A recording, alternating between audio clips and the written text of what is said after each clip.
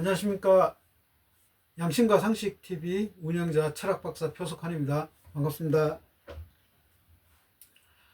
이번 시간에는 인과법에 대한 강의인데요. 인과법은 도덕과 윤리의 가장 기본적인 원리죠.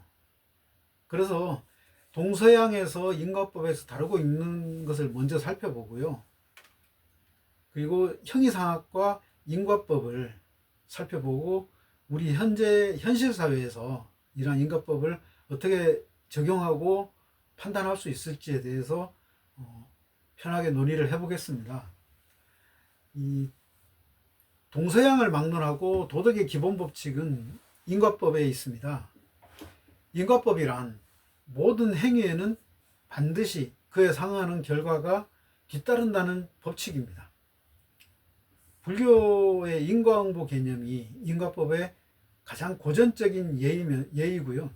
12연기와 업의 법칙도 그 예입니다. 착한 업은 복이라는 좋은 결과를, 나쁜 업은 화라고 하는 나쁜 결과를 반드시 초래한다는 것이겠죠. 법구경에도 선을 행하면 복이 따르고 악을 행하면 악이 따른다라고 함으로써 이를 잘 나타내고 있습니다. 그래서 인과법은 부처조차도 거스를 수 없는 우주의 근본 법칙이 되는 것입니다. 유교에서도 극기복례라고 하여 욕망을 절제하고 예를 따르면 개인과 사회 전체에 조화와 평화를 가져온다는 인과적 논리를 강조합니다. 이것은 가족 단위로도 확장을 해서 주역에 보면 적덕지가에는 필요 여경이라 덕을 쌓은 집에는 반드시 경사가 이를 것이다 라고 하였습니다. 서양에도 성경의 황금률과 같이 남에게 대접받고자 하는 대로 남을 대접하라 라는 마태복음의 말씀이나 칸트의 도덕법칙인 네 행위의 준칙이 언제나 동시에 보편적 입법의 원리가 될 수 있도록 행위하라 라고 한 것도 이에 해당이 됩니다. 이것들 모두 원인을 만드는 행위는 반드시 어떤 결과를 낳는다라고 하는 인과법을 강조합니다. 그래서 본체는 원인과 결과가 분리되지 않고 하나로 융합된 상태라고 할 수 있습니다. 절대적 융합 상태에서 원인이 작용하면 반대편에는 반드시 결과가 나타납니다. 마치 순수한 1과 0의 본체에서 1의 원인이 작용하면 0의 결과가, 0의 원인이 작용하면 1의 결과가 드러나는 것과 같은 이치입니다. 그러므로 인과는 언제나 양극처럼 상호 대비되는 모습을 보이고 있습니다. 선업과 악업, 고통과 쾌락의 인과관계를 살펴볼 수 있습니다. 우리가 선한 업을 쌓는 것은 자기 절제와 희생처럼 고통을 수반합니다. 반면에 악업은 욕망의 충족을 위해서 쾌락을 추구하는 행위입니다. 그렇기 때문에 선업은 고통에, 악업은 쾌락에 상응시킬 수 있습니다. 이것은 우리가 학생을 예를 든다면 시간을 아끼고 놀고 싶은 거 참아가면서 공부를 하는 것을 선업이라고 할 수 있겠죠. 반대로 욕망에 이끌려서 시간을 허비하고 공부해야 될 시간에 게임을 한다든지 이런 유흥을 즐기는 그런 것들은 악업이라고 할 수 있습니다. 이렇게 되면 각각의 결과는 그 선업은 공부 실력이 향상되는 선한 결과를 낳지만 악업은 공부 실력이 하향되는 그런 나쁜 결과를 초래하게 되겠죠. 이 사례를 윤 대통령의 계엄령 선포와 관련시켜 보면요. 계엄령 선포는 반국가 세력의 실체를 드러내기 위해서 대통령 스스로 자신을 희생한 고통의 인을 짓는 선업에 해당이 됩니다. 그 결과는 어떻게 됐습니까?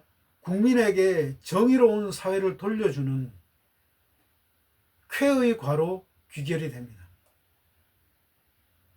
반대로 자신들의 권력 유지를 위해서 자유민주주의를 파괴하는 행위는 사적 욕망의 충족을 위해서 쾌락의 인을 짓는 악업이 될 것입니다.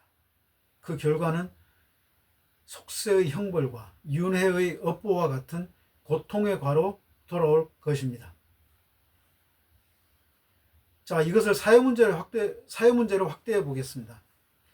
개인의 안락을 위해서 사회 부조리를 외면하는 것은 쾌락의 인으로서 결국 사회 전체를 무너뜨리는 고통의 과가 될 것입니다. 이것은 침묵에 해당하는 것입니다. 침묵하면 이 사회는 전체주의로 간다는 것입니다. 반대로 힘들고 두렵더라도 부조리에 맞서서 비판하고 저항하는 것은 고통의 인이지만 사회를 정의롭게 만드는 기쁨의 과로 돌아올 것입니다. 최근 정부의 민생회복지원금 정책을 살펴보겠습니다. 이게 당장은 공짜 돈처럼 보이지만 쾌락의 인입니다. 결국 이것은 국민들이 빚으로 떠나야 되는 고통의 결과를 낳습니다. 이처럼 인과는 양심의 눈으로 보면 지극히 자명하지만 이런 정책을 입안하고 실행하는 자는 국민을 기만하는 것이며 해체주의의 관점에서 본다면 사회를 해체하는 아주 악한 의도가 숨어 있는 것으로 이것은 매우 큰 악업을 짓는 것입니다. 자, 이 인과법을 한반도의 지정학적 위치로 확대해 보겠습니다. 한반도는 강대국이 충돌하는 지대에 있습니다. 자유세계를 대표하는 미국과 전체주의와 공산주의를 대표하는 중국이 맞서는 곳입니다. 자유와 인권이 억압되는 체제에서는 어떤 이념도 실현될 수 없기 때문에 자유의 가치는 반드시 지켜내야 합니다. 우리 국민이 단기적 고통이 따르더라도 스스로 희생해서 자유수호를 위한 고통의 인을 짓는 성숙한 자세가 필요합니다.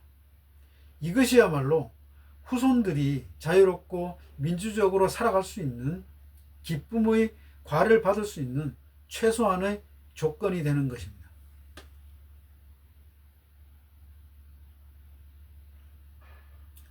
그래서 인과응보는 고통의 행위를 하면 쾌락의 과보가, 쾌락의 행위를 하면 고통의 과보가 따른다는 윤리적 구조를 나타내고 있는 것입니다. 고통을 감내하는 자기 희생은 자신을 극복하고 예를 회복하는 극기복례가 되지만 쾌락을 쫓는 방종은 개인의 타락과 사회 질서를 파괴하는 파기패례가 됩니다. 고통은 양심과 상식에 따른 의무의 실천이고 쾌락은 비양심과 욕망에 의한 의무의 방기입니다. 그러므로 내면의 절대성을 자각하고 양심을 회복하는 것이 최우선입니다. 양심을 회복하면 현상적 자아의 욕망과 집착에서 벗어날 수 있습니다. 자기절제와 자기희생에 기반한 의무와 실천은 자신과 후손은 물론 인류 전체에 복락을 가져올 것입니다.